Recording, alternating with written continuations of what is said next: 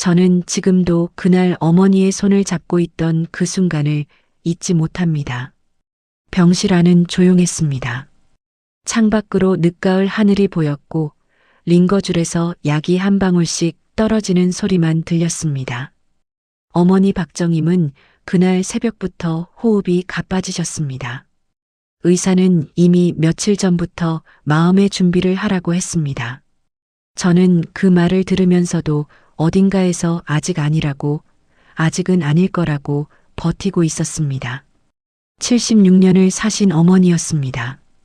그 세월이 이렇게 허망하게 끝날 리 없다고 생각했습니다. 저는 이수진입니다. 올해로 55살 3남매 중 장녀입니다. 아버지 최병호는 건자재 사업으로 상당한 재산을 일군 분이셨습니다.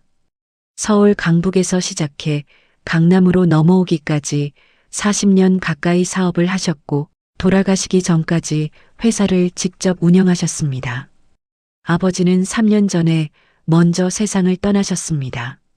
그리고 이제 어머니마저 떠나려 하고 있었습니다.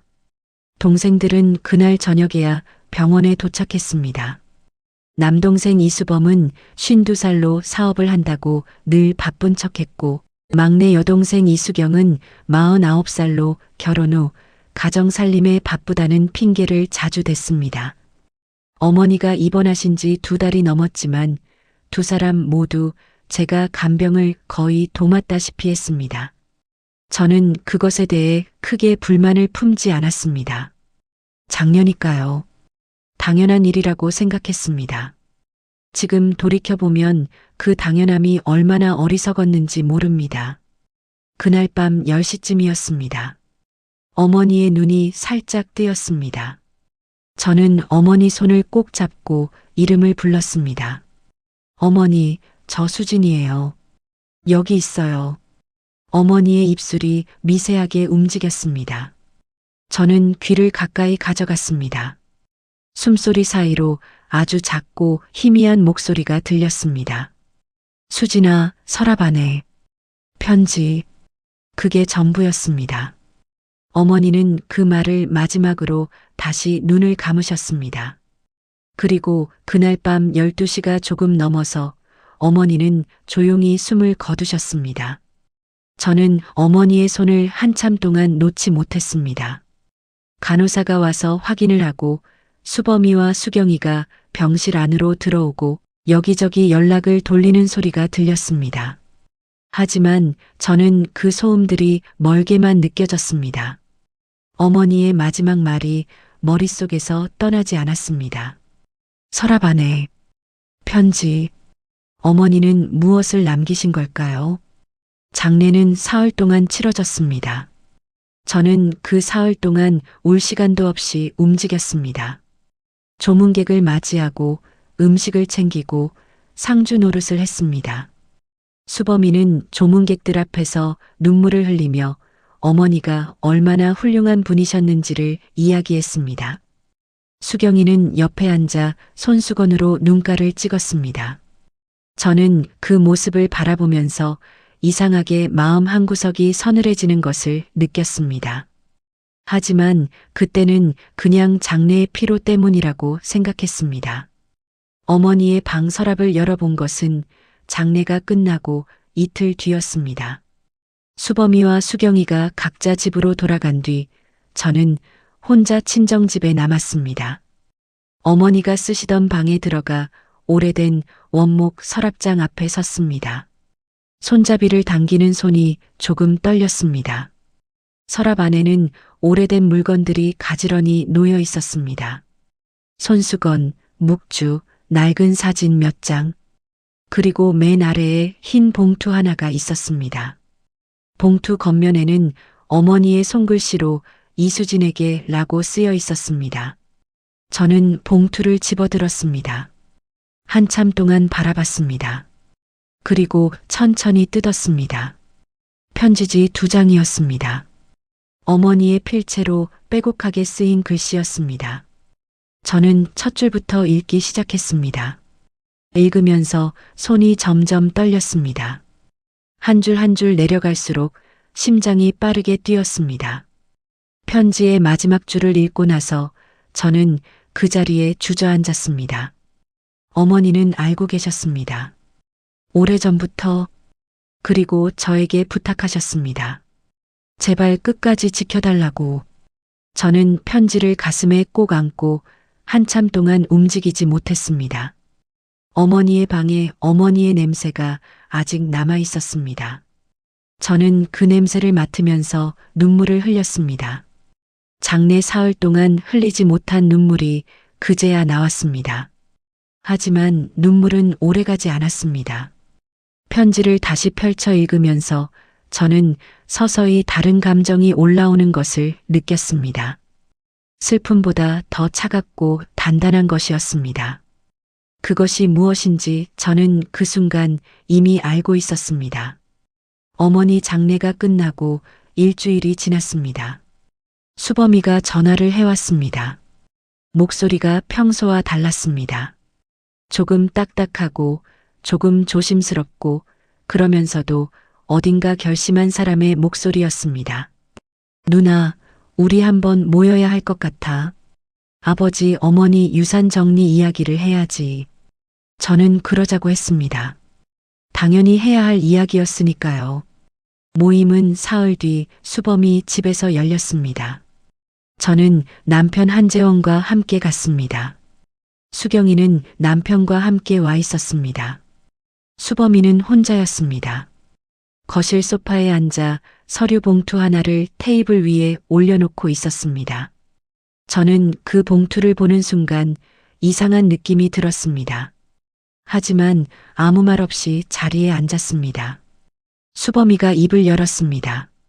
누나, 아버지 돌아가실 때 유언장이 있었던 거 알지? 저는 고개를 끄덕였습니다. 3년 전 아버지가 돌아가셨을 때 유언장이 있었습니다.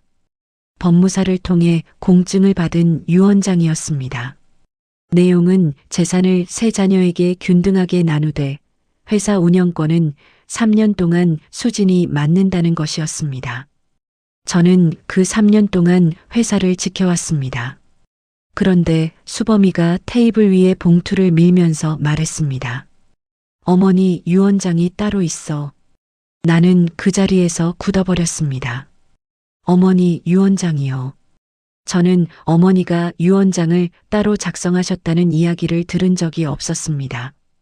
간병을 도맡아 하면서 어머니 곁을 가장 많이 지켰던 제가 몰랐다는 것이 이상했습니다.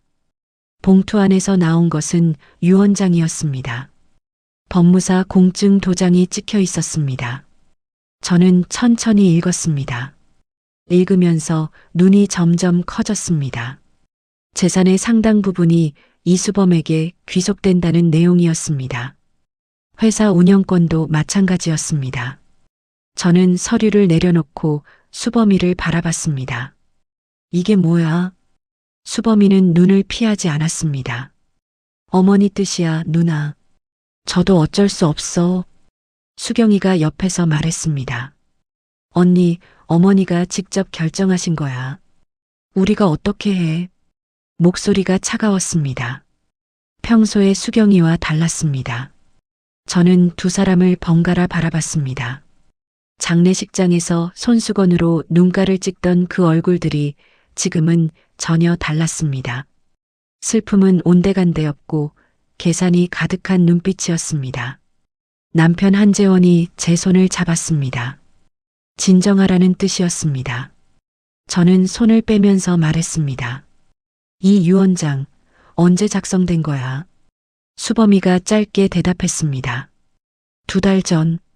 저는 숨이 멎는 것 같았습니다. 2달 전이면 어머니가 입원해 계시던 때였습니다.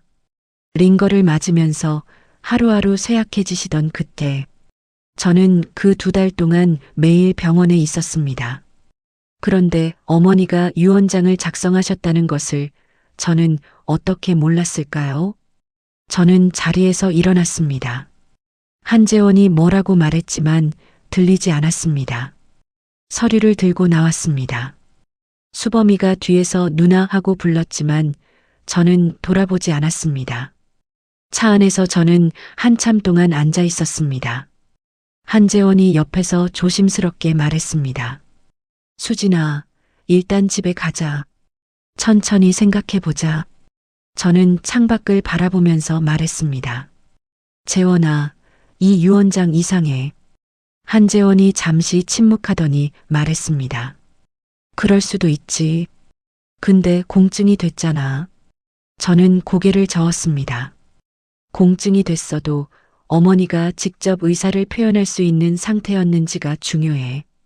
2달 전 어머니 상태가 어땠는지 재원이 내가 알잖아. 한재원이 대답하지 않았습니다. 저는 그 침묵이 무겁게 느껴졌습니다. 집에 돌아온 뒤 저는 어머니의 편지를 다시 꺼냈습니다. 병원 서랍에서 발견한 그 편지였습니다. 다시 읽었습니다. 어머니는 편지 안에서 이렇게 쓰셨습니다. 수범이가 예전부터 나한테 자꾸 뭔가를 서명하라고 했다. 내가 무슨 서류인지 잘 몰랐는데 수진아 내가 확인해봐라.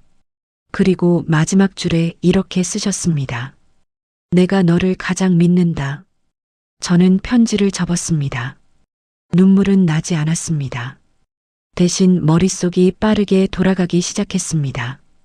어머니가 무슨 서류에 서명을 하셨는지, 그것이 유언장이었는지, 어머니가 그 내용을 제대로 인지하고 서명하신 것인지 확인해야 할 것들이 하나씩 떠올랐습니다. 저는 핸드폰을 들었습니다. 절친 최미경에게 전화를 걸었습니다. 최미경은 법무사였습니다. 전화기가 연결되자마자 저는 말했습니다. 미경아, 내 도움이 필요해. 유언장 관련해서. 최미경이 잠시 침묵하더니 낮은 목소리로 말했습니다. 수진아, 자세히 얘기해봐. 나 지금 듣고 있어. 저는 그날 밤 최미경에게 모든 것을 이야기했습니다. 어머니의 마지막 말, 서랍 속 편지, 수범이가 내놓은 유언장까지. 최미경은 끝까지 들으면서 중간에 한마디도 끊지 않았습니다. 다 듣고 나서 말했습니다. 수진아, 이거 그냥 넘어갈 일이 아니야. 내가 도와줄게. 그 말을 듣는 순간 저는 비로소 이 싸움을 혼자 하는 것이 아니라는 것을 알았습니다. 최미경을 만난 것은 그 다음 날 오전이었습니다. 최미경의 사무실은 종로 한복판의 조용한 빌딩 안에 있었습니다. 25년 넘게 법무사로 일해온 사람답게 사무실 안은 단정하고 정돈되어 있었습니다. 저는 수범이가 내놓은 유언장 사본과 어머니의 편지를 가방 안에 넣고 갔습니다. 최미경은 저를 보자마자 커피를 내밀며 말했습니다. 수진아, 어젯밤에 잠은 잤어. 저는 솔직하게 말했습니다. 한숨도 못 잤어. 최미경은 유언장 사본을 받아들었습니다. 꼼꼼하게 읽었습니다. 한 줄 한 줄 짚어가면서 오래 살펴봤습니다. 저는 그 맞은편에 앉아 커피잔을 두 손으로 감싸준 채 기다렸습니다. 최미경이 고개를 들었습니다. 표정이 평소보다 굳어 있었습니다. 수진아, 이 공증 날짜가 2달 전이라고 했지. 저는 고개를 끄덕였습니다. 최미경이 말을 이었습니다. 그런데 여기 공증인 도장 찍힌 법무사 이름 나 알아. 강남 쪽에서 일하는 사람인데 이상한 의뢰를 잘 받기로 소문난 사람이야. 저는 숨을 들이켰습니다. 최미경이 계속 말했습니다. 그리고 수진아, 이 서명. 어머니 필체 맞아. 저는 잠시 멈췄습니다. 필체가 맞다는 말이 오히려 더 이상하게 들렸습니다. 최미경이 설명했습니다. 필체가 맞다고 해서 유언장이 정상적으로 작성됐다는 뜻은 아니야. 2달 전 어머니 상태가 어떠셨어? 스스로 내용을 이해하고 서명할 수 있는 상태였어. 저는 그 질문에 잠시 멈췄습니다. 2달 전 어머니는 이미 많이 쇠약해지신 상태였습니다. 말씀을 제대로 이으시기도 힘드셨고 의식이 흐릿한 날도 있었습니다. 저는 그 사실을 최미경에게 말했습니다. 최미경의 눈빛이 달라졌습니다. 그렇다면 이 유언장, 어머니가 온전한 의사 능력을 가진 상태에서 작성한 것인지 의심할 수 있어. 법적으로는 유언 능력 문제가 생기는 거야. 저는 최미경의 말을 들으면서 머릿속이 빠르게 돌아갔습니다. 어머니 편지를 꺼냈습니다. 최미경에게 건넸습니다. 최미경은 편지를 읽으면서 눈썹이 조금씩 올라갔습니다. 다 읽고 나서 편지를 내려놓으며 말했습니다. 수범이가 병원에서 어머니한테 서류 서명을 받아낸 거야. 어머니는 그게 뭔지 제대로 모르셨을 가능성이 높아. 그리고 그걸 알고 계셨던 어머니가 너한테 이 편지를 남기신 거고. 저는 눈을 감았습니다. 심장이 천천히 하지만 깊게 쿵 내려앉는 느낌이었습니다. 수범이가 어머니가 입원해 계신 동안 제가 자리를 비운 사이사이에 병원을 드나들면서 어머니에게 서명을 받아낸 것입니다. 그리고 그 서류가 유언장이 되었습니다. 저는 그 모든 과정을 전혀 몰랐습니다. 최미경이 말했습니다. 수진아, 이건 단순한 유산 다툼이 아니야. 만약 어머니가 의사 능력이 없는 상태에서 서명을 받아낸 거라면 이건 유언장 효력 자체를 다툴 수 있어. 거기다 어머니를 이용한 거잖아. 법적으로도 도덕적으로도 용납할 수 없는 일이야. 저는 커피잔을 내려놓았습니다. 손이 떨리지 않았습니다. 오히려 이상하게 차분해졌습니다. 확인이 되니까 오히려 마음이 정리되는 것 같았습니다. 의심이 확신으로 바뀌는 순간이었습니다. 최미경이 이어서 말했습니다. 일단 당시 어머니 담당 의사한테 가야 해. 2달 전 어머니의 의식 상태를 의무기록으로 확인해야 하거든. 그리고 병원 방문 기록도 확인할 수 있으면 좋아. 수범이가 언제 병원에 왔는지. 저는 고개를 끄덕이면서 수첩을 꺼냈습니다. 확인해야 할 것들을 하나씩 적었습니다. 담당 의사 면담, 의무기록 열람, 병원 방문 기록, 공증 법무사 조회. 손이 안정적으로 움직였습니다. 저는 그 순간 스스로 놀랐습니다.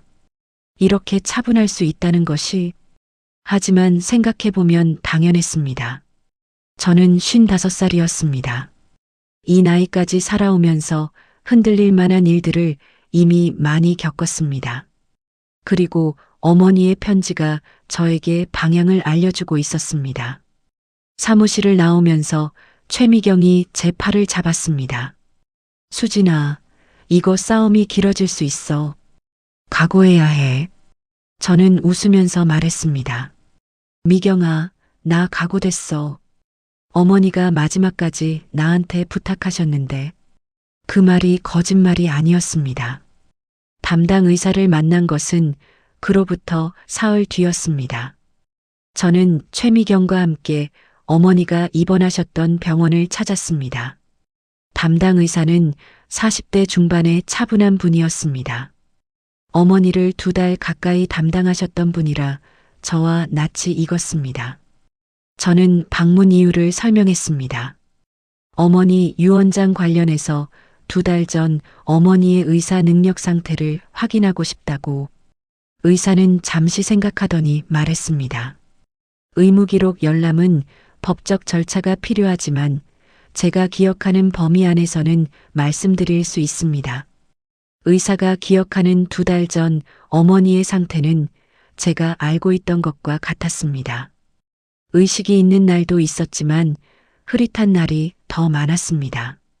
특히 오후 시간대에는 진통제 투약 이후 의식이 많이 저하되는 경우가 잦았다고 했습니다. 저는 그 말을 들으면서 머릿속에서 무언가가 맞아 들어가는 느낌을 받았습니다. 수범이가 병원에 오는 것은 주로 오후였습니다. 저는 그것을 기억하고 있었습니다. 제가 자리를 비우거나 잠깐 병원 식당에 내려가 있는 사이에 수범이가 올라왔다가 가는 일이 몇 번 있었습니다. 그때마다 수범이는 잠깐 얼굴 보러 왔다고 했습니다. 저는 그 말을 그냥 믿었습니다. 동생이니까, 가족이니까. 최미경이 의사에게 물었습니다. 당시 환자분이 긴 서류를 읽고 내용을 이해한 뒤 서명할 수 있는 상태였다고 보십니까? 의사가 잠시 침묵하더니 조심스럽게 말했습니다. 솔직히 말씀드리면 그 시기에 그런 판단 능력을 기대하기는 어려운 상태였습니다. 특히 오후 시간대라면. 저는 수첩에 그 말을 받아 적었습니다. 손이 떨리지 않았습니다. 병원을 나오면서 최미경이 말했습니다. 의무기록 열람 신청을 공식으로 넣자. 그리고 병원 출입 기록도 확인해 보자. 요즘 병원들은 방문객 기록이 남아. 수범이가 언제 몇 시에 왔는지 확인할 수 있을 거야. 저는 고개를 끄덕이면서 걸었습니다. 그런데 병원 주차장으로 내려가는 길에 문득 생각이 났습니다. 아버지가 돌아가셨을 때입니다. 3년 전 아버지 최병호가 세상을 떠나셨을 때도 수범이가 유난히 바쁘게 움직였습니다. 장례 준비며 서류 정리며 제가 손 쓸 틈 없이 수범이가 먼저 처리했습니다. 저는 그때도 동생이 어른스럽게 나서준다고 생각했습니다. 그런데 지금 돌이켜보면 어떨까요? 저는 최미경에게 말했습니다. 미경아, 아버지 유언장도 다시 확인해 봐야 할 것 같아. 최미경이 발걸음을 멈추고 저를 바라봤습니다. 무슨 뜻이야? 저는 말했습니다. 아버지 유언장에서 회사 운영권을 내가 3년간 맡는다는 조항, 그게 원래부터 있던 건지 아니면 나중에 뭔가 바뀐 건지 확인하고 싶어. 그 3년이 끝나는 시점에 맞춰서 어머니 유언장이 나온 게 우연이 아닐 수 있잖아. 최미경의 표정이 굳었습니다. 그러더니 천천히 말했습니다. 수진아, 이거 생각보다 훨씬 오래된 계획일 수도 있겠다. 저는 그 말을 들으면서 오래전 기억들을 되짚었습니다. 수범이가 아버지한테 유독 공을 들이던 시기가 있었습니다. 아버지 칠순 잔치를 본인이 주도해서 크게 열었고 아버지 병원 동행도 자주 했습니다. 그때 저는 수범이가 철이 들었다고 생각했습니다. 부모님도 좋아하셨습니다. 특히 아버지가 수범이를 많이 아끼셨습니다. 수범이가 그 아버지의 애정을 이용했을 가능성을 저는 그때는 상상도 못했습니다.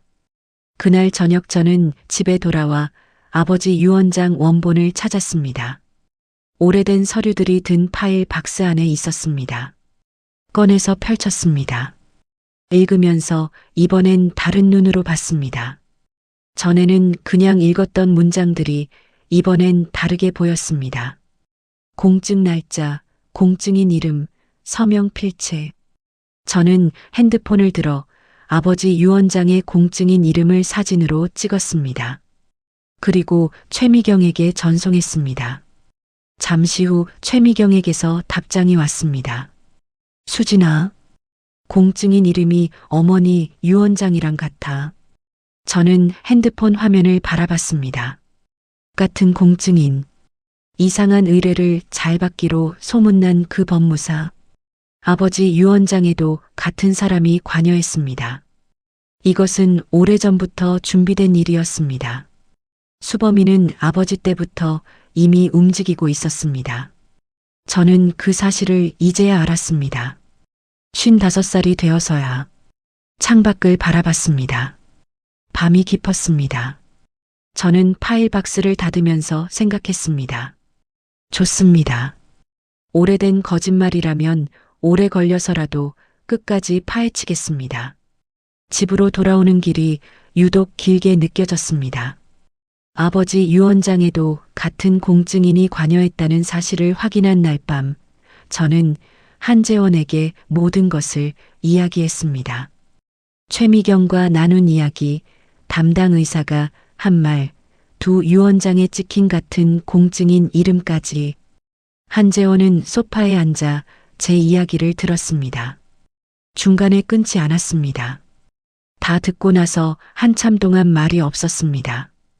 저는 그 침묵이 무거웠습니다. 하지만 기다렸습니다. 한재원이 입을 열었습니다. 수진아, 근데 공증인이 같다는 게 반드시 문제가 있다는 뜻은 아니잖아. 저는 한재원을 바라봤습니다.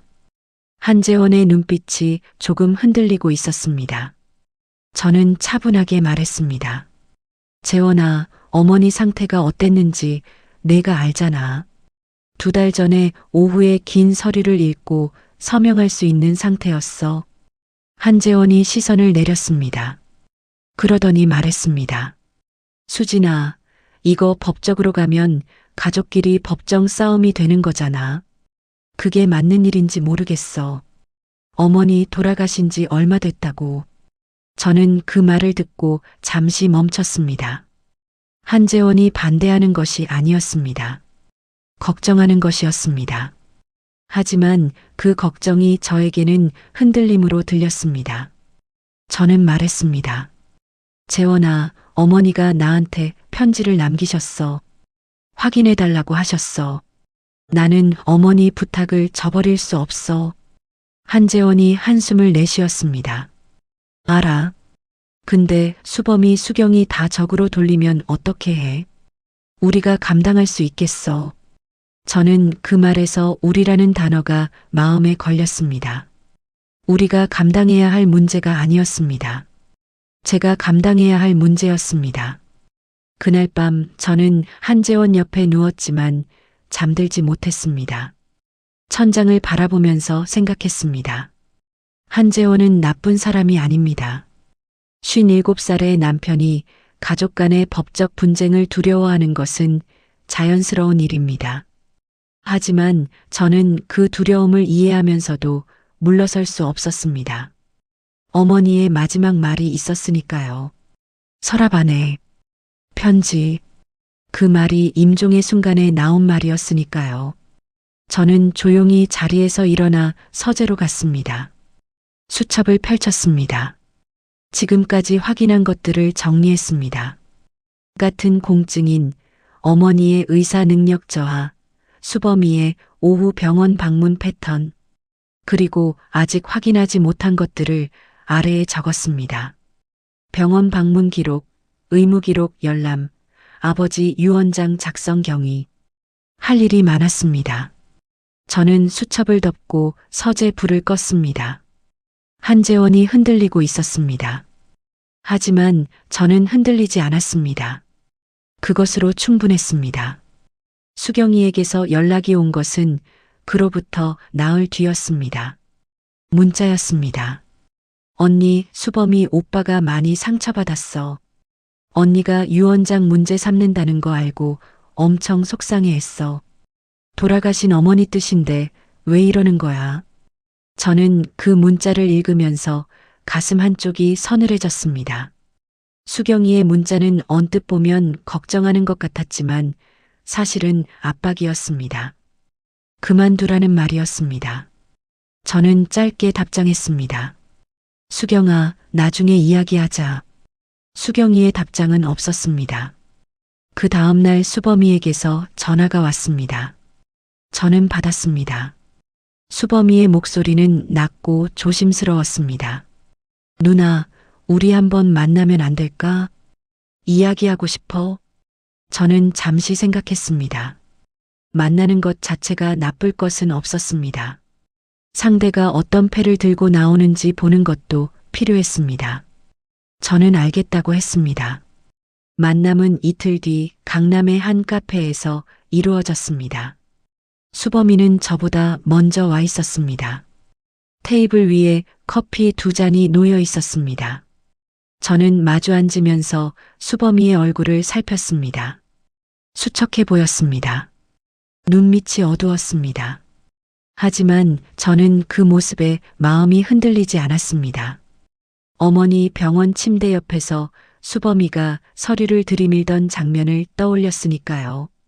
수범이가 먼저 입을 열었습니다. 누나, 나 진짜 어머니 뜻대로 한 거야. 믿어줘. 저는 조용히 말했습니다. 수범아, 2달 전 어머니 상태 기억해. 어머니가 긴 서류를 읽고 이해하실 수 있었어. 수범이가 눈을 피하지 않았습니다. 어머니가 정신이 맑은 날 직접 서명하셨어. 나 없이도 법무사가 확인했어. 저는 말했습니다. 오후에 진통제 맞으시고 나서도 수범이가 입술을 잠깐 굳혔습니다. 그 짧은 순간이 전부였습니다. 수범이가 다른 방향으로 말을 돌렸습니다. 누나, 우리 싸우면 아버지 어머니가 슬퍼하실 거야.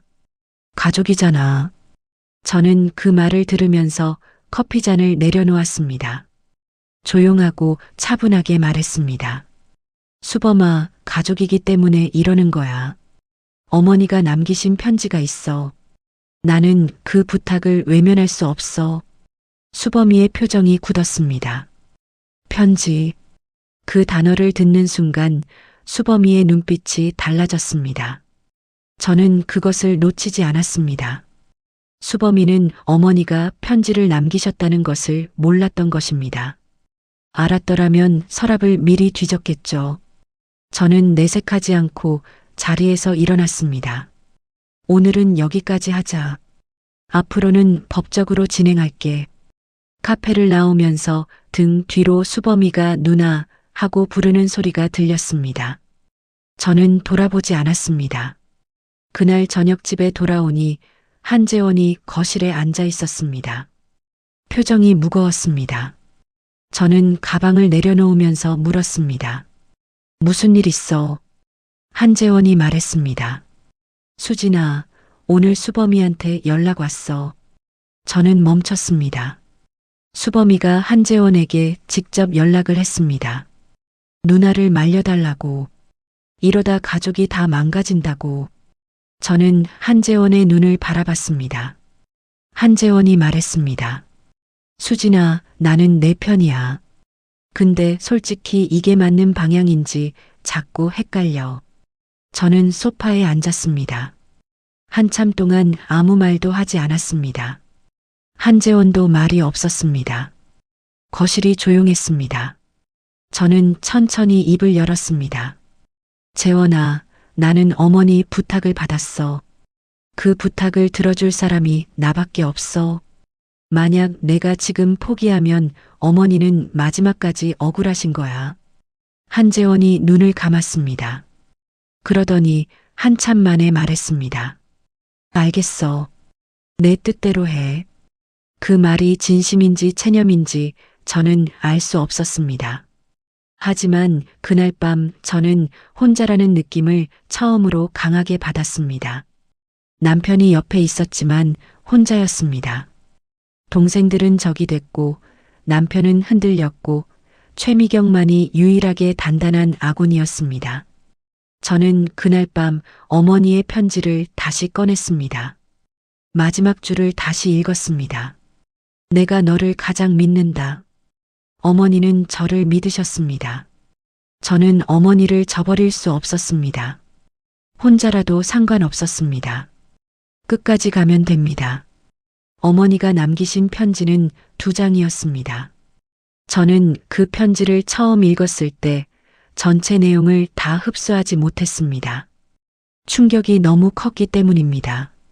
하지만 그날 밤 혼자 서재에 앉아 다시 천천히 읽으면서 처음엔 놓쳤던 부분들이 눈에 들어오기 시작했습니다. 편지 후반부에 어머니는 이렇게 쓰셨습니다. 내 아버지 돌아가시기 전에 나한테 따로 이야기를 남기셨다. 수범이한테 주지 말라고 하신 것이 있는데 내가 어디 뒀는지 기억이 가물가물하다. 오래된 앨범 안을 찾아봐라. 저는 그 구절을 몇 번이나 다시 읽었습니다. 아버지가 어머니에게 따로 남기신 것이 있었습니다. 그리고 그것이 오래된 앨범 안에 있을 수 있다고 하셨습니다. 어머니의 기억이 흐릿해지시면서 정확한 위치를 특정하지 못하셨지만 앨범이라는 단서를 주신 것입니다. 다음 날 아침 저는 친정집으로 갔습니다. 어머니가 돌아가신 뒤 집은 아직 정리가 되지 않은 상태였습니다. 수범이가 상속 문제가 해결된 뒤에 정리하자고 했고 저도 그 말에 동의한 상태였습니다. 덕분에 어머니의 물건들이 그대로 남아 있었습니다. 저는 어머니 방부터 시작했습니다. 장롱 위, 서랍장 안, 화장대 위 하나씩 살폈습니다. 앨범은 장롱맨 아래 서랍 안에 있었습니다. 두꺼운 가죽 표지의 오래된 앨범이었습니다. 저는 앨범을 꺼내 바닥에 앉아 펼쳤습니다. 첫 장부터 오래된 사진들이 나왔습니다. 아버지와 어머니가 젊었을 때 찍은 흑백 사진, 삼남매가 어릴 때 찍은 사진들. 저는 한 장 한 장 넘기면서 사진과 사진 사이를 살폈습니다. 중간쯤에서 멈췄습니다. 사진 2장 사이에 반으로 접힌 종이가 끼어 있었습니다. 저는 종이를 꺼내 펼쳤습니다. 아버지의 필체였습니다. 굵고 힘 있는 글씨. 아버지가 평생 쓰시던 그 글씨체였습니다. 저는 첫 줄부터 읽었습니다. 편지는 짧았습니다. 하지만 내용은 짧지 않았습니다. 아버지는 이렇게 쓰셨습니다. 수진아, 아버지가 이 편지를 쓰는 것은 내가 이것을 읽을 날이 올 것 같아서다. 수범이가 한동안 나한테 회사 지분 이전 서류에 서명을 해달라고 졸랐다. 처음엔 별 생각 없이 몇 개 서명을 해줬는데 나중에 내용을 다시 보니 내가 생각한 것과 다른 부분이 있었다. 내가 이미 서명한 것들이 있어서 다 돌이킬 수는 없었지만 수진이 내가 나중에 알아야 할 것 같아서 이 편지를 남긴다. 회사 서울 서초 창고 부지 관련 서류를 꼭 확인해 봐라. 수범이가 그 부지를 자기 명의로 바꾸려고 했다. 저는 편지를 읽고 그 자리에서 굳어버렸습니다. 서초 창고 부지. 저는 그 부지가 어떤 땅인지 알고 있었습니다. 아버지가 20년 전에 사둔 땅으로 지금은 개발 계획이 잡혀 있어서 상당한 가치가 있는 부동산이었습니다. 아버지 회사 자산 중에서도 핵심에 해당하는 땅이었습니다. 수범이가 그 땅을 자기 명의로 바꾸려 했습니다. 그것도 아버지 살아계실 때 이미. 저는 편지를 접었습니다. 손이 떨렸습니다. 이번엔 분노 때문이었습니다. 지금까지는 슬픔과 차가운 결의가 섞인 감정이었다면 이번엔 순수한 분노였습니다. 아버지를 이용했습니다. 어머니를 이용했습니다. 그리고 저도 이용하려 했습니다. 저는 편지를 가방 안에 넣고 친정집을 나왔습니다. 차에 타자마자 최미경에게 전화했습니다. 최미경이 받자마자 저는 말했습니다. 미경아, 아버지 편지도 나왔어. 그리고 서초 창고 부지 이야기가 있어. 최미경이 잠시 침묵하더니 말했습니다. 수진아, 지금 당장 부동산 등기부 등본 떼봐. 그 땅 명의가 지금 어떻게 돼 있는지. 저는 그날 오후 법무사 사무소를 통해 서초 창고 부지 등기부 등본을 확인했습니다. 결과를 보는 순간 저는 입술을 꽉 깨물었습니다. 땅의 일부가 이미 수범이 명의로 이전되어 있었습니다. 서초 창고 부지 등기부 등본을 확인한 날 밤 저는 아들 이준혁에게 전화했습니다. 이준혁은 28살로 대학원을 마치고 서울 시내의 작은 회계법인에서 일하고 있었습니다. 회계를 공부한 아이였습니다. 어릴 때부터 꼼꼼하고 분석적인 성격이었습니다. 저는 이준혁에게 전화하는 것을 한동안 미루고 있었습니다. 아들에게까지 이 짐을 지우고 싶지 않았습니다. 하지만 서초 부지명의 이전 사실을 확인하고 나서는 혼자 감당할 수 있는 범위를 넘었다는 것을 알았습니다. 이준혁이 전화를 받았습니다. 목소리가 밝았습니다. 엄마, 무슨 일이야? 저는 조용히 말했습니다. 준혁아, 엄마 이야기 좀 들어줄 수 있어. 이준혁이 금방 진지해졌습니다. 말해봐. 저는 처음부터 이야기했습니다. 외할머니의 마지막 말, 서랍 속 편지, 의심스러운 유언장, 외할아버지 편지, 그리고 서초 부지명의 이전까지. 이준혁은 중간에 끊지 않았습니다. 가끔 짧게 응 하고 대답하면서 끝까지 들었습니다. 저는 말하면서 목소리가 한 번도 흔들리지 않았습니다. 이미 며칠 동안 이 이야기를 되뇌면서 감정이 단단해진 것 같았습니다. 이준혁이 모두 듣고 나서 말했습니다. 엄마, 외삼촌이 부지 명의를 옮긴 거 언제야? 저는 등기부 등본에 찍힌 날짜를 말해줬습니다. 이준혁이 잠시 계산하는 듯 침묵했습니다. 그러더니 말했습니다. 그 시기가 외할아버지 돌아가시기 얼마 전이네. 혹시 엄마 외할아버지 생전에 회사 재무제표나 자산 목록 같은 거 갖고 있어? 저는 아버지 서재에 관련 서류들이 있다고 했습니다. 이준혁이 말했습니다. 엄마, 내가 직접 확인해 볼게. 회계 쪽으로 파면 더 나올 수 있어. 저는 수화기를 잡은 손에 힘이 들어가는 것을 느꼈습니다. 이준혁이 나서겠다고 했습니다. 이 아이가 나서면 안 된다고 생각했습니다. 아직 어리고 이제 막 사회에 나온 아이였습니다. 이 싸움에 끌어들이고 싶지 않았습니다. 저는 말했습니다. 준혁아, 엄마가 알아서 할 수 있어. 내가 나설 일 아니야. 이준혁이 짧게 말했습니다. 엄마, 나 외할머니 손자야. 그리고 엄마 아들이야. 나설 이유 충분하지. 그 말에 저는 잠시 말문이 막혔습니다. 이준혁의 목소리가 단호했습니다. 어릴 때부터 말수가 적고 조용한 아이였는데 그날 목소리만큼은 달랐습니다. 저는 잠시 눈을 감았습니다. 그러더니 말했습니다. 고마워, 준혁아. 이준혁이 찾아온 것은 이틀 뒤 주말이었습니다. 친정집에서 저와 최미경, 셋이 함께 앉았습니다. 이준혁은 노트북을 펼쳤습니다. 최미경이 확보한 등기부 등본과 제가 꺼낸 아버지 회사 재무 서류들을 함께 펼쳤습니다. 이준혁은 서류들을 꼼꼼하게 들여다봤습니다. 손가락이 빠르게 움직였습니다. 숫자들을 비교하고 날짜를 맞춰보고 메모를 했습니다. 1시간쯤 지났을 때 이준혁이 입을 열었습니다. 엄마, 외삼촌이 부지 명의만 옮긴 게 아니야. 이준혁이 서류 한 장을 집어들었습니다. 회사 내부 자산 이전 기록이었습니다. 이 기간 동안 회사 자산 중 일부가 외삼촌 개인 법인으로 이동한 흔적이 있어. 금액이 작지 않아. 최미경이 이준혁이 짚은 부분을 들여다봤습니다. 그러더니 말했습니다. 이건 배임 가능성도 있어. 회사 자산을 개인 법인으로 빼돌렸다면 형사사건으로도 갈 수 있어.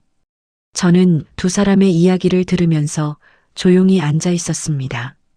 수범이의 계획이 생각보다 훨씬 깊고 넓었습니다. 유원장 위조에서 시작해서 부동산 명의 이전, 회사 자산 이동까지. 이것은 단순한 유산 다툼이 아니었습니다. 오랫동안 치밀하게 준비된 계획이었습니다. 이준혁이 노트북을 덮으면서 저를 바라봤습니다. 엄마, 이 정도면 법적으로 충분히 싸울 수 있어. 내가 계속 도울게. 저는 이준혁의 얼굴을 바라봤습니다.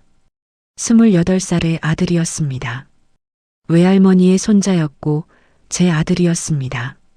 이 아이가 이 싸움에 함께 서 있었습니다. 저는 말했습니다. 준혁아, 고마워.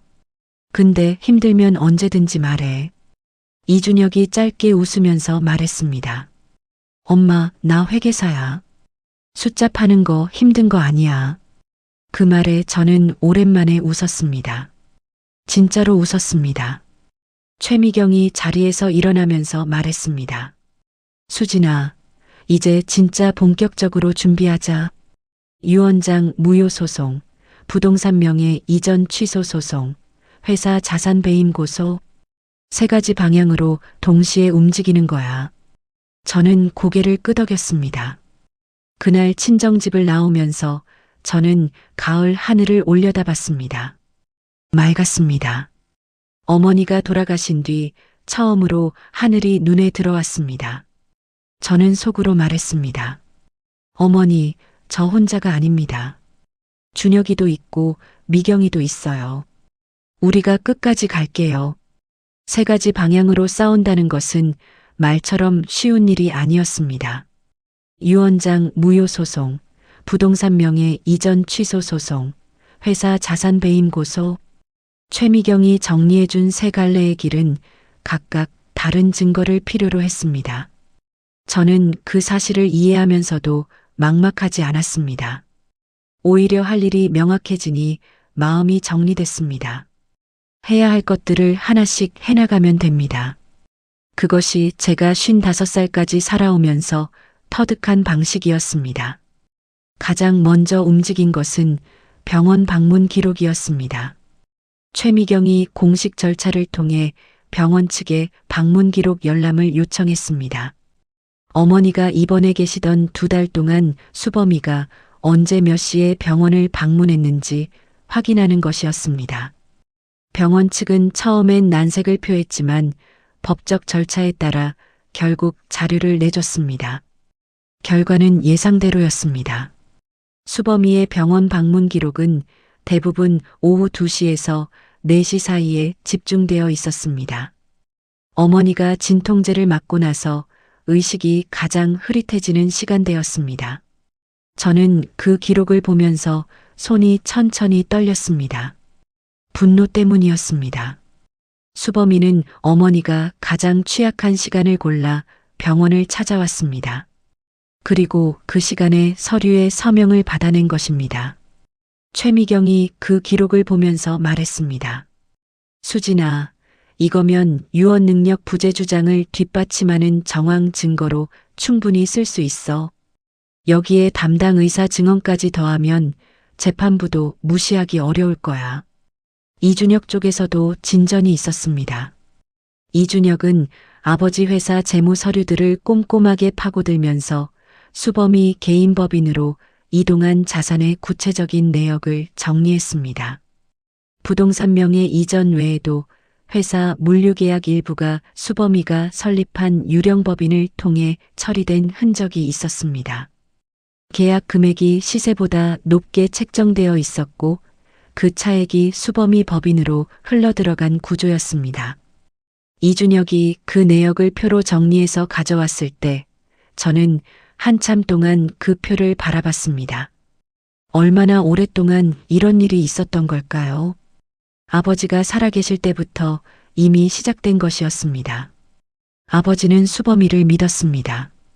그 믿음이 아버지 편지 속에 고스란히 담겨 있었습니다. 수범이가 서명을 졸랐을 때 아버지는 처음엔 별 생각 없이 해줬다고 하셨습니다.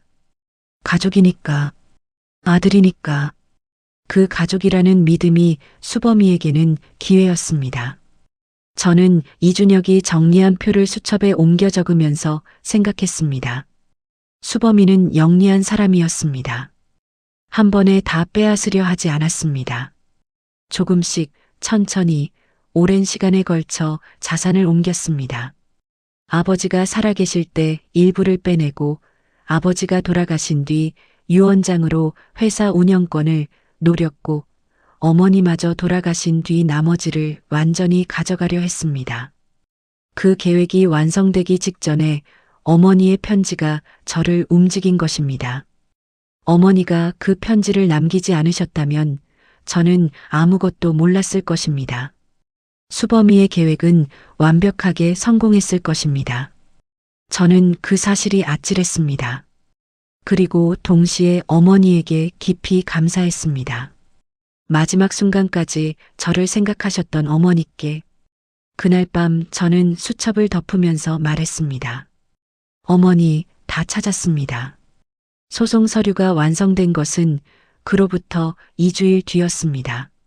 최미경의 사무실 책상 위에 서류들이 가지런히 놓였습니다.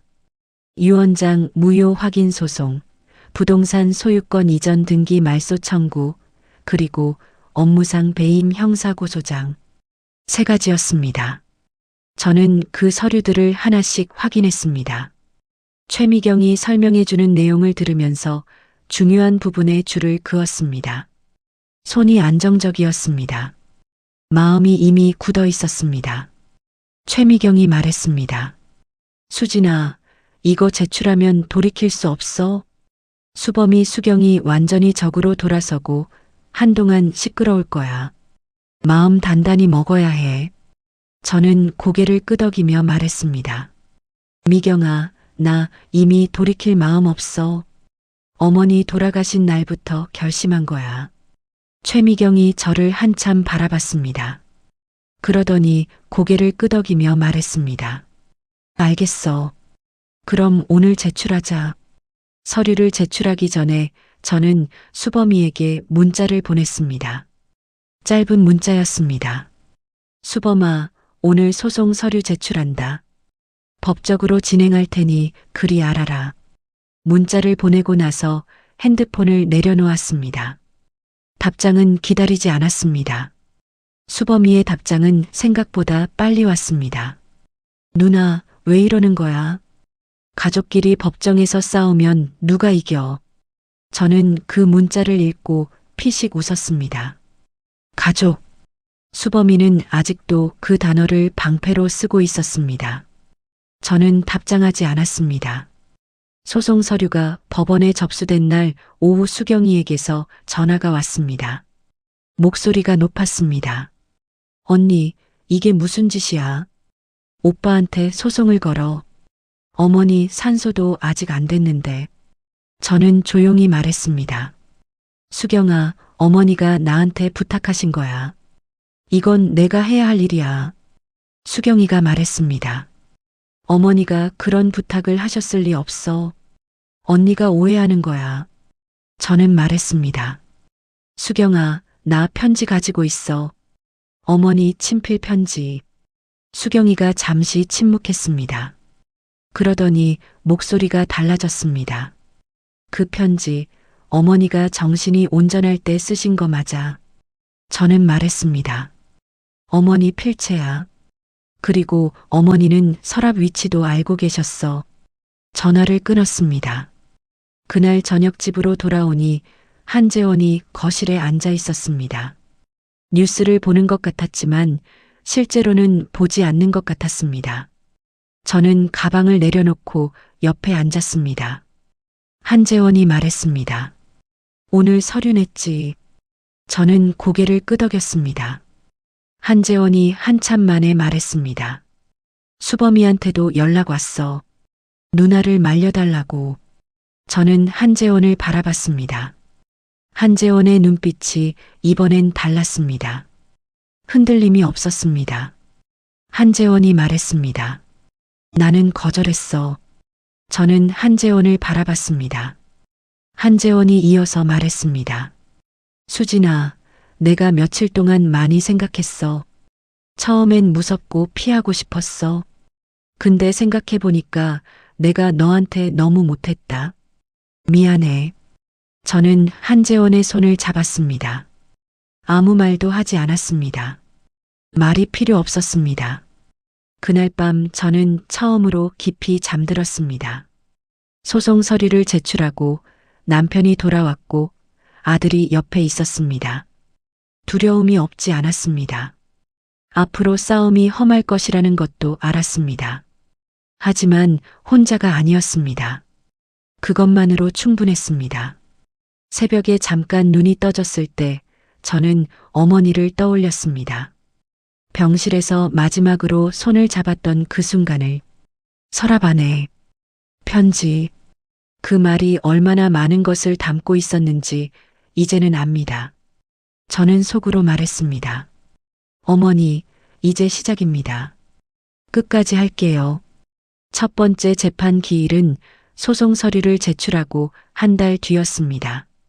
저는 그날 아침 일찍 일어나 옷을 골랐습니다. 짙은 남색 재킷에 흰 블라우스, 단정하고 차분한 차림이었습니다. 거울 앞에 서서 매무새를 다듬으면서 저는 스스로에게 말했습니다. 오늘부터 어머니 부탁을 지키는 일이 본격적으로 시작됩니다. 법원 앞에는 최미경이 먼저 와 있었습니다. 이준혁도 왔습니다. 연차를 냈다고 했습니다. 저는 두 사람을 보면서 가슴이 따뜻해졌습니다. 한재원도 함께였습니다. 네 사람이 나란히 법원 안으로 걸어 들어갔습니다. 수범이는 변호사 2명과 함께 나타났습니다. 강남에서 이름 있다는 법무법인 소속 변호사들이었습니다. 수범이의 얼굴은 굳어 있었습니다. 저와 눈이 마주쳤을 때 수범이는 잠깐 시선을 피했습니다. 수경이는 보이지 않았습니다. 방청석에 앉겠다고 했다가 결국 오지 않은 것 같았습니다. 첫 번째 기일은 양측 주장을 확인하는 자리였습니다. 최미경이 저희 쪽 주장을 조목조목 정리해서 제출했습니다. 유언장 작성 당시 어머니의 의사 능력 문제, 작성 시간대와 진통제 투약 시간의 상관관계, 담당 의사의 진술, 병원 방문 기록. 수범이 쪽 변호사는 어머니가 정신이 맑은 날을 골라 서명을 받았다고 주장했습니다. 공증인이 직접 확인했다고 했습니다. 재판부가 공증인 출석을 요청했습니다. 저는 그 순간 최미경과 눈을 마주쳤습니다. 최미경이 고개를 미세하게 끄덕였습니다. 공증인이 법정에 서면 어떤 말을 할지 저희는 이미 예상하고 있었습니다. 이상한 의뢰를 잘 받기로 소문난 사람이었습니다. 그 소문의 출처가 어디인지 최미경은 알고 있었고 관련 자료도 이미 준비해뒀습니다. 첫 번째 기일을 마치고 법원 복도를 걸어 나오면서 수범이가 저에게 다가왔습니다. 변호사들이 옆에 있었지만 수범이는 저에게 직접 말을 걸었습니다. 누나, 이러지 말자. 우리 합의하면 안 돼. 저는 수범이를 바라봤습니다. 52살의 남동생이었습니다. 어릴 때 제가 업어줬던 아이였습니다. 그 얼굴이 지금 이 법원 복도에서 협상을 제안하고 있었습니다. 저는 짧게 말했습니다. 수범아, 합의 없어. 최미경을 통해 연락해. 수범이의 얼굴이 굳었습니다. 저는 돌아섰습니다. 두 번째 기일에서 공증인이 출석했습니다. 50대 중반의 남자였습니다. 법정에 들어서는 모습이 불안해 보였습니다.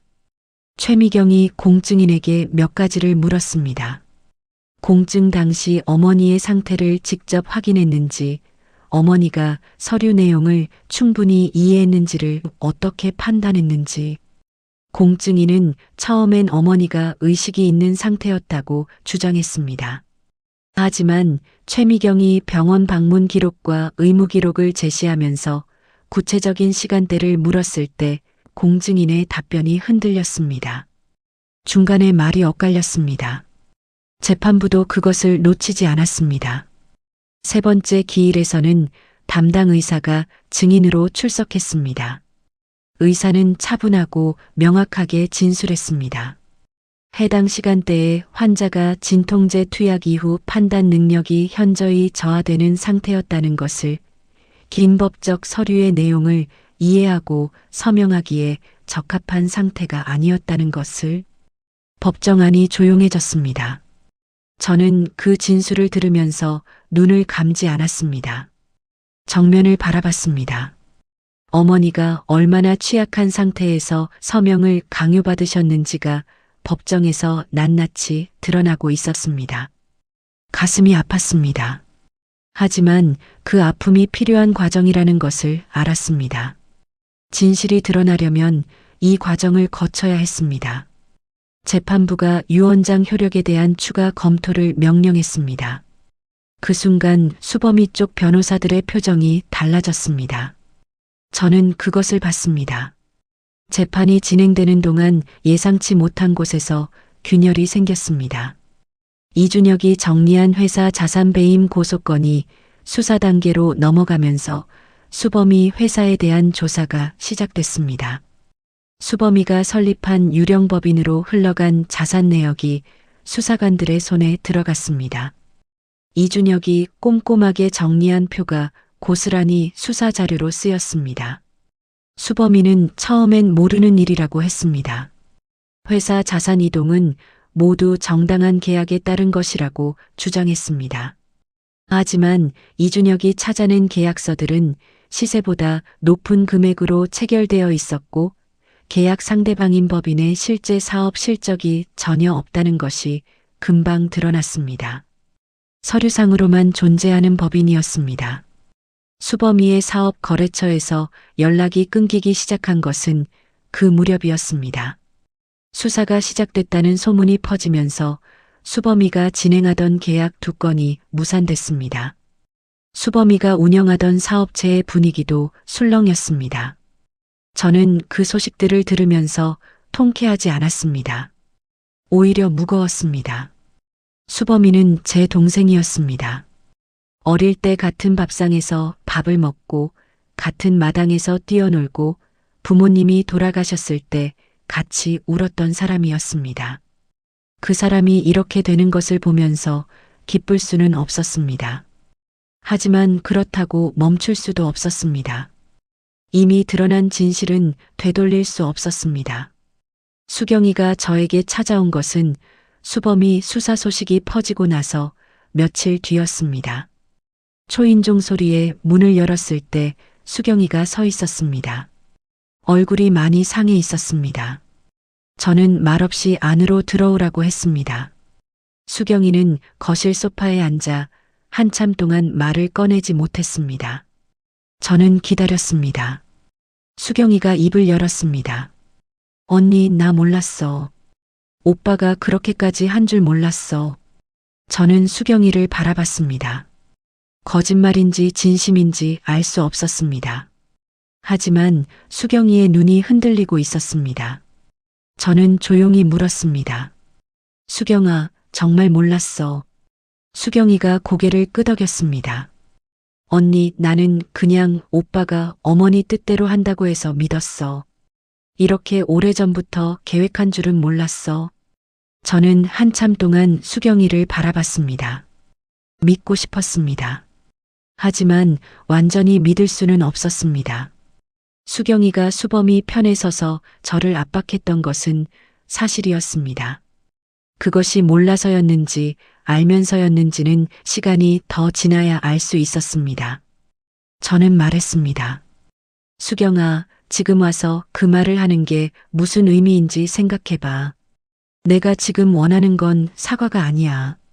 어머니 뜻대로 되는 것이 목표야. 수경이가 눈물을 흘렸습니다. 언니, 나 어떻게 해야 해? 저는 말했습니다. 내가 아는 것이 있으면 말해줘. 그게 도움이 돼. 수경이가 고개를 들었습니다. 그러더니 떨리는 목소리로 말했습니다. 언니, 오빠가 어머니 입원하고 나서 나한테 한 번 같이 병원에 가자고 했어. 그날 서류 가져갔어. 나는 그냥 어머니 면회 가는 줄 알았는데. 저는 숨을 들이켰습니다. 수경이가 계속 말했습니다. 어머니가 서명하시는 거 봤는데 그게 뭔지 몰랐어. 오빠가 그냥 집안 서류라고 했어. 저는 그 말을 듣고 눈을 감았습니다. 수경이가 그 자리에 있었습니다. 수경이가 목격자였습니다. 저는 천천히 눈을 뜨면서 말했습니다. 수경아, 내가 본 것을 법정에서 말해줄 수 있어. 수경이가 굳었습니다. 오빠 불리하게 되는 거잖아. 저는 말했습니다. 어머니한테는 유리하게 되는 거야. 수경이가 오랫동안 고개를 숙이고 있었습니다. 거실이 조용했습니다. 창밖으로 저녁빛이 들어왔습니다. 수경이가 천천히 고개를 들었습니다. 눈이 빨갰습니다. 그러더니 말했습니다. 언니, 나 증언할게. 저는 그 말을 듣는 순간 가슴 깊은 곳에서 무언가가 풀리는 것 같았습니다. 분노도 슬픔도 아닌 오래 묵은 무언가가 조금 가벼워지는 느낌이었습니다. 저는 수경이에게 말했습니다. 고마워, 수경아. 수경이가 돌아가고 난 뒤 저는 최미경에게 바로 연락했습니다. 수경이 증언 이야기를 했습니다. 최미경이 잠시 침묵하더니 말했습니다. 수진아, 이제 거의 다 왔어. 저는 창밖을 바라봤습니다. 밤이 되고 있었습니다. 별이 보였습니다. 저는 속으로 생각했습니다. 어머니, 이제 진짜 거의 다 왔습니다. 판결날은 겨울의 초입이었습니다. 아침부터 공기가 차고 맑았습니다.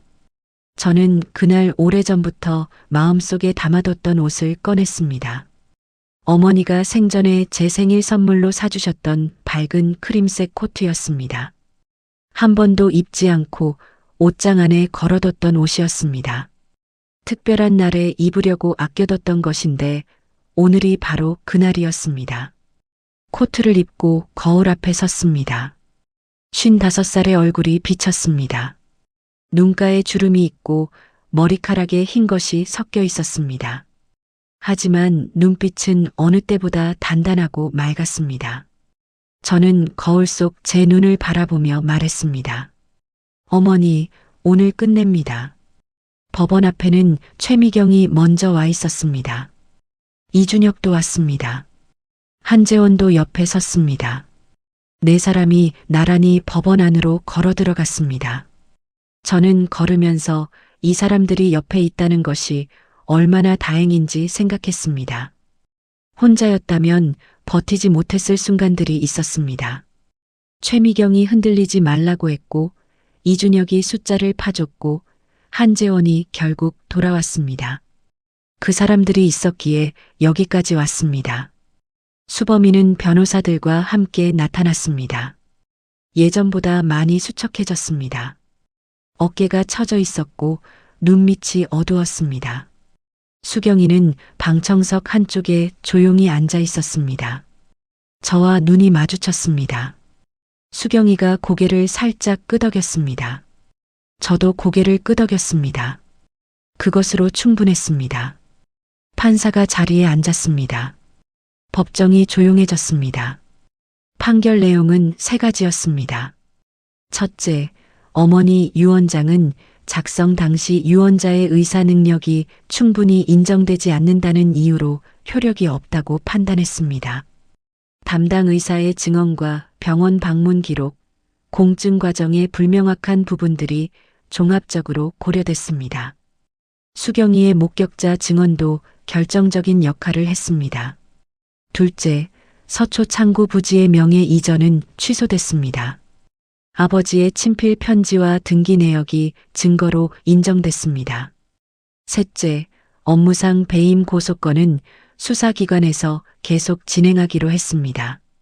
판사가 판결 이유를 읽어내려가는 동안 저는 눈을 감지 않았습니다. 정면을 바라봤습니다. 판결문이 한 문장 한 문장이 어머니의 억울함을 풀어주고 있었습니다. 아버지가 편지에 담아두셨던 걱정이 드디어 세상 밖으로 나오고 있었습니다. 저는 눈물이 나려는 것을 느꼈습니다. 하지만 참았습니다. 울 자리가 따로 있었습니다. 판결이 끝났습니다. 법원 복도로 나오면서 최미경이 제 팔을 꼭 잡았습니다. 수진아, 수고했어. 저는 아무 말도 하지 못했습니다. 이준혁이 제 옆에 섰습니다. 엄마, 외할머니가 기뻐하실 거야. 그 말에 저는 눈가가 뜨거워졌습니다. 한재원이 제 손을 잡았습니다. 말이 없었지만 그 손의 온도가 모든 것을 말해줬습니다. 법원 밖으로 나왔을 때 겨울 햇살이 쏟아졌습니다. 차가운 공기였지만 햇볕은 따뜻했습니다. 저는 눈을 잠깐 감고 그 햇볕을 느꼈습니다. 어머니가 사주신 크림색 코트 위로 햇살이 내려앉았습니다. 저는 그 온기가 어머니 손길 같다는 생각이 들었습니다. 뒤에서 발소리가 들렸습니다. 수범이었습니다. 변호사들과 떨어져서 혼자였습니다. 저는 멈췄습니다. 수범이가 제 앞에 섰습니다. 오랫동안 말이 없었습니다. 52살의 남동생이었습니다. 어릴 때 넘어지면 누나하고 울면서 달려오던 그 아이였습니다. 저는 그 얼굴을 바라봤습니다. 수범이가 입을 열었습니다. 누나, 미안해. 두 단어였습니다. 저는 수범이를 한참 바라봤습니다. 용서할 수 있느냐고 묻는다면 저는 아직 모르겠습니다. 당장 용서한다고 말하는 것은 거짓말이었습니다. 하지만 이 자리에서 분노를 터뜨리는 것도 맞지 않았습니다. 저는 조용히 말했습니다. 수범아, 어머니 산소에 가서 직접 말씀드려. 수범이가 고개를 숙였습니다. 저는 돌아섰습니다. 그날 오후 저는 어머니 산소를 찾았습니다. 한재원과 이준혁이 함께였습니다. 겨울 묘지는 조용했습니다. 마른 풀 위에 햇살이 내려앉아 있었습니다. 저는 어머니 비석 앞에 무릎을 꿇었습니다. 한참 동안 아무 말도 하지 않았습니다. 그냥 앉아 있었습니다. 어머니가 계신 곳 가까이에 있는 것만으로 충분했습니다. 그러다가 입을 열었습니다. 어머니, 다 됐어요. 어머니가 부탁하신 거 다 했어요. 서랍 안에 편지도 찾았고 수범이 한 일도 다 밝혔어요. 어머니가 억울하지 않게 됐어요. 눈물이 흘렀습니다. 이번엔 참지 않았습니다. 소리 없이 오래 울었습니다. 한재원이 제 어깨를 감쌌습니다. 이준혁이 제 옆에 조용히 앉았습니다. 셋이서 한참 동안 그 자리에 있었습니다. 충분히 울고 나서 저는 일어섰습니다. 어머니 비석을 손으로 한번 쓸었습니다. 차가웠습니다. 하지만 저는 그 차가움이 낯설지 않았습니다. 어머니의 손이 항상 조금 찼으니까요. 저는 웃었습니다. 눈물을 닦으면서 웃었습니다. 그날 이후 저는 천천히 새 삶을 시작했습니다. 아버지 회사 운영을 다시 맡았습니다. 오랫동안 수범이의 개입으로 구조가 엉킨 부분들을 이준혁과 함께 하나씩 정리했습니다. 이준혁은 회계법인을 잠시 휴직하고 저를 도왔습니다. 두 사람이 나란히 회사 서류를 들여다보고 있으면 이준혁이 어릴 때 제 옆에 앉아 숙제를 하던 모습이 겹쳐 보였습니다. 그 아이가 이렇게 컸습니다. 저를 지켜주는 사람이 됐습니다. 서초 창고 부지는 다시 아버지 회사 명의로 돌아왔습니다. 그 땅이 제 이름 아래 다시 서는 것을 보면서 저는 아버지를 떠올렸습니다. 20년 전 아버지가 그 땅을 사면서 뭐라고 하셨는지 기억합니다. 이거 나중에 수진이 내가 잘 써라. 그 말이 20년이 지나서야 제대로 된 의미를 갖게 됐습니다. 수경이와는 시간이 걸렸습니다. 법정 증언 이후 수경이는 몇 번 연락을 해왔습니다. 저는 천천히 답했습니다. 서두르지 않았습니다. 용서는 결심한다고 되는 것이 아니었습니다. 시간이 필요했습니다. 수경이도 그 사실을 알고 있는 것 같았습니다. 두 사람은 조금씩 다가가면서 천천히 거리를 좁혀가고 있었습니다. 수범이는 배임 수사가 계속 진행되면서 힘든 시간을 보내고 있다는 이야기가 들렸습니다. 저는 그 소식을 들을 때마다 복잡했습니다. 하지만 제가 할 수 있는 것은 없었습니다. 수범이가 저지른 일의 결과는 수범이가 감당해야 했습니다. 그것이 인과응보라는 것을 저는 알고 있었습니다. 어느 겨울 오후였습니다. 저는 아버지 회사 서재에 혼자 앉아 있었습니다. 아버지가 평생 쓰시던 책상이었습니다. 그 책상 위에 아버지 편지와 어머니 편지를 나란히 꺼내 놓았습니다. 두 장의 편지가 나란히 놓여 있었습니다. 저는 그 편지들을 바라봤습니다. 아버지는 수진이 내가 잘 써라 하셨고 어머니는 내가 너를 가장 믿는다 하셨습니다. 두 분이 저에게 남기신 말이 결국 같은 뜻이었습니다. 이 집안을 지켜라. 내가 할 수 있다. 저는 편지들을 접어 서랍 안에 넣었습니다. 그리고 자리에서 일어났습니다. 창밖으로 겨울 하늘이 보였습니다. 맑고 높았습니다. 저는 그 하늘을 바라보면서 생각했습니다. 이 이야기는 배신으로 시작됐습니다. 피를 나눈 형제의 배신이었습니다. 하지만 끝은 배신이 아니었습니다. 어머니의 믿음이었고 아들의 선택이었고 친구의 의리였고 남편의 뒤늦은 용기였습니다. 그리고 55살 장녀의 끝까지 버티는 힘이었습니다. 저는 이수진입니다. 누군가의 딸이었고 누군가의 아내였고 누군가의 엄마였습니다. 하지만 오늘부터는 그냥 이수진입니다. 부모님이 믿어주신 그 이수진으로 다시 시작합니다.